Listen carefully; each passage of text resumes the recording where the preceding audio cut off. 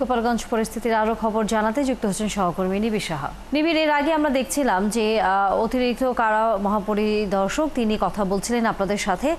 জানাবেন তিনি কি বলেছেন, এবং একই সাথে যেহেতু আর বেশি খুব একটা সময় নেই এই কারফিউ পুরোপুরি শেষ হতে, দুপুর যেহেতু হয়ে গেছে 6টা পর্যন্ত, আমরা জানি সন্ধ্যা 6টা পর্যন্ত কারফিউ বলবৎ থাকবে, স্বাভাবিক হতে শুরু করেছে কিনা সাধারণ মানুষের জীবন? তানিয়া, সকাল থেকে যেমনটি দেখেছি যে নিম্ন আয়ের কর্মজীবী মানুষেরা, পাশাপাশি বিভিন্ন অন্যান্য পেশাজীবী মানুষেরা কিন্তু অনেকেই কিন্তু বাইরে বের হয়েছেন। তবে গোপালগঞ্জ শহরের দোকানপাট সেগুলো কিন্তু আসলে প্রায় বলা যায় যে বেশিরভাগই কিন্তু বন্ধ রয়েছে। দু একটি দোকান কিন্তু আমি খোলা দেখেছি, এবং কিছুক্ষণ আগে কিছুক্ষণ আগে গোপালগঞ্জ কারাগার পরিদর্শন শেষে আমাদের সাথে কথা বলেছেন কারা অধিদপ্তরের অতিরিক্ত কারা পরিদর্শক। তিনি কিন্তু জানিয়েছেন যে গতকাল যে হামলা ঘটেছে এই যে কারাগারে, সেখানে কিন্তু তেমন কোনো ক্ষয়ক্ষতি হয়নি। পাশাপাশি এই যে মূল গেট ভাঙার যে চেষ্টার চিত্রটি আমরা দেখেছি, সেখান থেকে ভেতর থেকে কোনো আসামিকেও কিন্তু আসলে তারা লুট করে নিয়ে যেতে পারেনি। পাশাপাশি অস্ত্রাগারের যে গেট সেটিও কিন্তু তারা ভাঙতে পারেনি, এমনটি কিন্তু তারা জানিয়েছেন। তিনি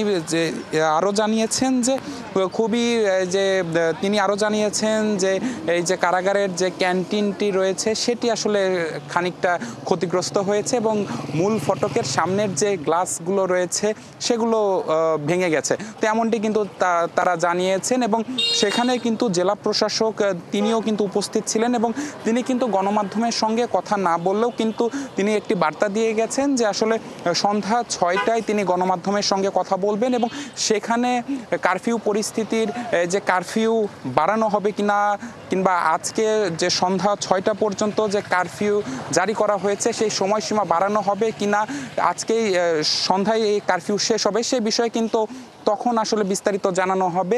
এর পাশাপাশি আমরা দেখছি যে সকাল থেকেই কিন্তু এই যে গোপালগঞ্জ পুরো জেলায় কিন্তু আসলে আইন শৃঙ্খলা বাহিনীর সদস্যরা কাজ করছেন।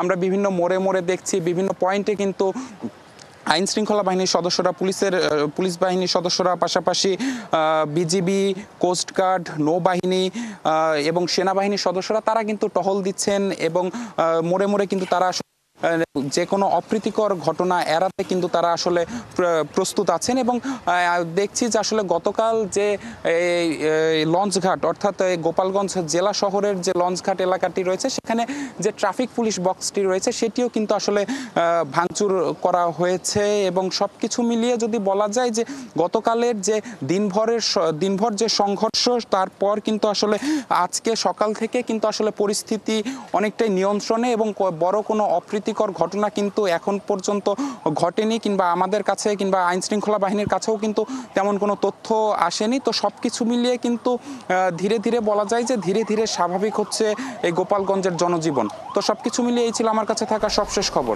তানিয়া, ধন্যবাদ নিবিড় সাহা যুক্ত হয়ে আমাদেরকে গোপালগঞ্জের সর্বশেষ খবর জানানোর জন্য। দর্শক, আমরা আমাদের সহকর্মী নিবিড় সাহার সাথে গোপালগঞ্জ থেকে সর্বশেষ খবর শুনছিলাম।